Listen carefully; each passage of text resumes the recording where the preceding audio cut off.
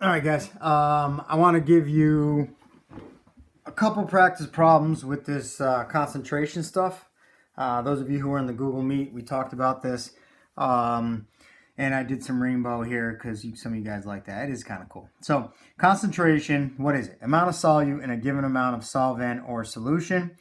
On your reference tables, there's two formulas. Parts per million, molarity and parts per million. Molarity is capital M.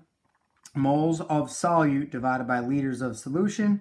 And then this we'll talk more about Monday, but here it's mass and mass times a million. There's no mass here. This is moles and liters, this is masses. So we'll do that on Monday. I'll do that on Monday, like a video or something. Let me just close this quick. If you go here, so this is on the back of your reference table, so you don't have to memorize it. So we're going to practice this. I'm going to give you two practice problems. Then I'm going to give you this worksheet due Monday. Okay, here we go. Where am I? All right. So,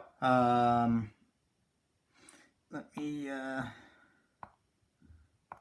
okay, here we go. So let's use, we'll use the red one here. All right. So, if a solution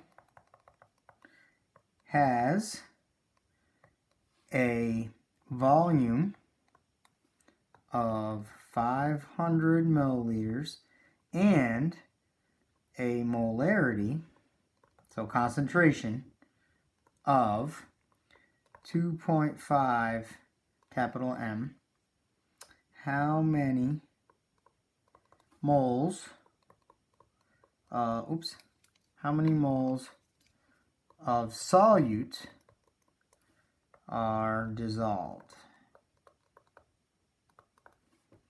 So we would use molarity equals moles of solute over liters of solution. So M is molarity, moles of solute is moles of solutes, how much is dissolved. Moles means particles. I'm going to have to review that next week as well. But moles are the number of particles, and liters is the volume. So 2.5 goes here. The 500 milliliters will go here, however, that's in milliliters. So there's 1,000 milliliters in 1 liter. So what you would do is you would take 500 milliliters times this conversion here. You would do 1 liter on top, 1,000 milliliters on the bottom. The milliliters cancel. So 500 divided by 1,000 is 0.5. Another way, if you take the decimal, move it 3 to the left, that's how you go from milliliters to liters. If you want to memorize it, fine. It doesn't mean you really learn it, but we really just need to get you to put it in liters. So 0.5 liters is what that is, right? So I'm going to take my 2.5, put it here. 2.5 equals how many moles, that's going to be my X, over 0.5 liters. 0.500. So now I would cross, this is really over 1, cross multiply, X equals 1.25 moles.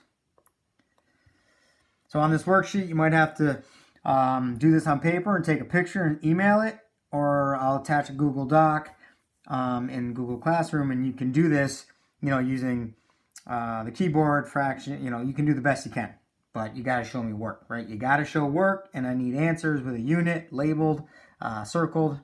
All right, if you're doing it on a computer, you don't have to circle it, but got to have units and show work.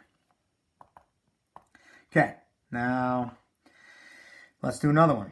All right, this time a solution with, I don't know, let's go with 0.125 moles of copper 2 sulfate, solution with 1.25 copper 2 sulfate and a volume of 750 milliliters, has a molarity